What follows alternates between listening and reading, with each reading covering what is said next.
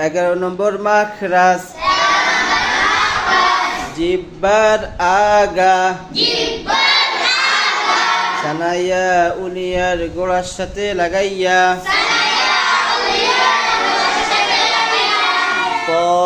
দাল তা উচ্চারিত হয় যেমন আতআমাহুম উতলু মা উহি